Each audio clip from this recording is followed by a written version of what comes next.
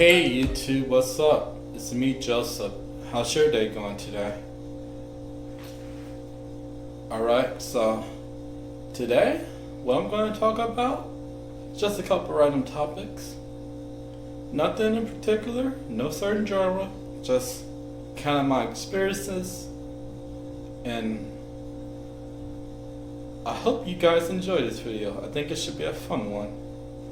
Alright, so I'm going to start by telling the story of when I was working at a warehouse, and I was doing it just for a few days. I was a temporary worker there, and basically, I'm working and everything, and I'm just chatting with some of the other employees there and other temporary workers.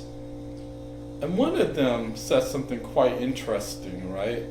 They told me that I talk proper. And I've been spending time trying to ponder, what does that mean? And it was always just something that I heard here and there. And I'm just like confused because I'm just talking, I'm not projecting my voice, I'm not making it high pitch or low. I'm just talking in my normal tone. And I asked him what he meant, and one thing he said was, well, part of it is that you talk very slowly.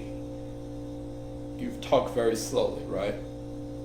And then another part of what he said was that I didn't sound urban, or for those who don't know what that means, I didn't sound like a black person. And first I'm going to touch on the first topic, which is that I talk slowly. And the reason why I as a person talk slowly is that growing up, I had a very, very hard time talking.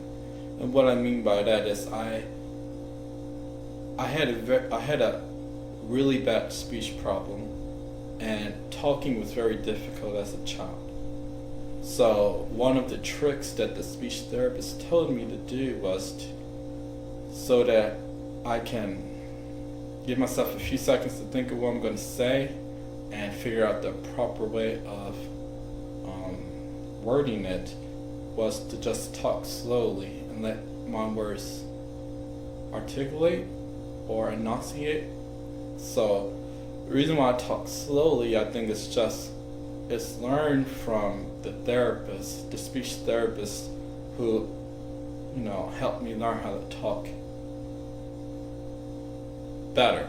Because obviously as a kid I could talk, but I had a hard time really talking. Like, it would come out more in other ways, like I would stutter a lot, I would trip over words, I never really knew how to really talk. Like, I wasn't, but you know what I'm saying. So that is part of why I talk so slow. Person,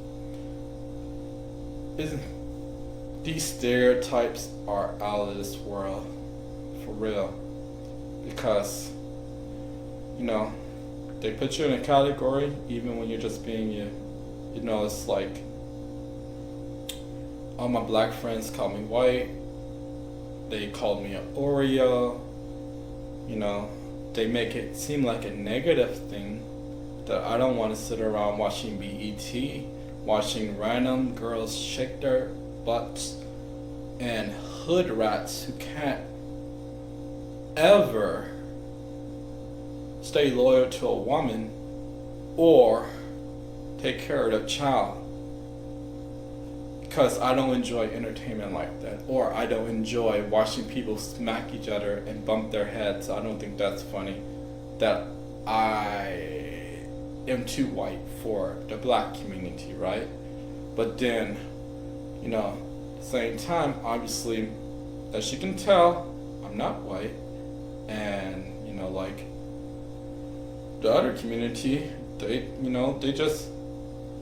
don't ever say anything. I just myself, So Why is that? I just want to ask you guys, why is that every time a person of color doesn't sound like the majority of people of color, there's an issue? Aren't we supposed to celebrate diversity? We are diverse, and even if we all share, and this is just to the black community, just so you know, even if we all share the same skin, we can be diverse blacks or diverse minorities as well. You know, like, being African American doesn't mean that you all have to enjoy fried chicken. It doesn't mean that we all have to enjoy Cheetos. It doesn't mean that we all have to put seasoning on our food. It doesn't mean that we all have to roll at the same African American beat culture. We can be African American and have a diverse range of things that we enjoy. And speaking of a diverse range of things we enjoy, I'm going to go to the second thing I want to talk about. So, maybe a month ago, I was at this other place, and again, this is temporary work. And at this temp job, they allow us to listen to our music if we play it just loud enough for us to hear something. And on this particular day, I was doing a group project, and I was listening to Pandora, and we were just talking and whatever. And this guy said that you must have grown up around white people, and you must have really only been around, you went to a white school, a whole bunch of stuff like that. I'm like, okay, so why do you say that? And one of the things he said is the music you listen to. And I'm just like, what does that mean? I'm just listening to music. I enjoy these people. And if you want to know what I was listening to, I was listening to Pandora on this station called X Ambassador. And, I play a bunch of things. And I told him, well, I enjoy some rap, and I enjoy some other stuff, and I named some artists that I enjoy, like Nakamura and NF and other people. And I was like, well, I enjoy these people because they are very relatable to my situation. Their music isn't about smoking cocaine and doing crack and going to the club and trying to get laid, but they talk about things that they struggle with. Like, for instance, Macklemore had some issues with alcohol. And in one of his songs, he was talking about how it felt the day after he relapsed he had a relapse, right? And everyone's coming to him like, they're saying congratulations, you're really doing great, you inspire me and all of this. And he's trying to express the guilt that he has because he felt like he didn't fail himself, but he felt those people who looked up to him because he just relapsed and, all of that. And it's just things that I enjoy, and I can relate to, maybe I never struggled with alcohol, but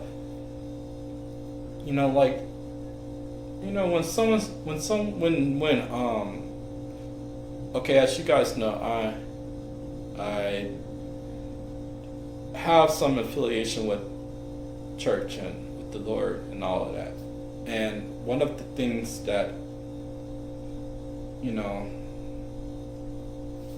things that we ought not do, or that they preach a lot about, is,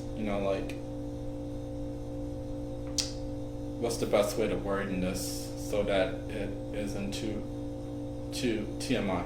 Okay, basically, your private situations, and basically, only time you should have a quote-unquote private situation is after you're married between a man and a woman, right? So, when someone says, hey, Joseph, you're doing really good, I see that you're growing in the Lord, and you the word and all of that, literally a day after I had a private situation, there's guilt and shame to that because it's so easy to feel like a fraud knowing that you messed up, yet no one knows that you messed up and they're kind of congratulating you. It'd be like if you won a reward on a math test, even though you know you cheated, but no one else know you cheated. There's some guilt behind that. So that's what I'm saying with that. And then now here go the other part of what the guy said when he said that I must have went to a white school and grown up around all of that. I explained to him that the way my friends are set up, because I won't lie, I have a good range of Caucasian friends, and I explained to him the reason why is because I explained to him the reason why was less to do with my control over it. I didn't just go out my way to only find one race of people to be friends with. I told him the reason why it's the way it is. It's because, I've tried, a lot of African Americans aren't open to being friends with an African American male. A lot of them are on this money trend. They want to get money, or they're on this sex trend. They want to get laid. They really don't want to hang out with a 32-year-old African American man. They want to look at women who are thick. They want to find a nice BBW, a big black beautiful woman. They're trying to have private situations. They're not trying to build friendships with a dude like me. And I explained that to him. And I explained that a lot of quote-unquote Caucasians, at least from my experience, places that I went to, it was just a lot more that particular race there. And they were a lot open to being friends with me. And actually, talking and stuff like that. And it had nothing to do with me just purposely avoiding one race. No, because honestly, I have friends that are Caucasian, I have some friends that are African American, I have some friends in other diverse categories too.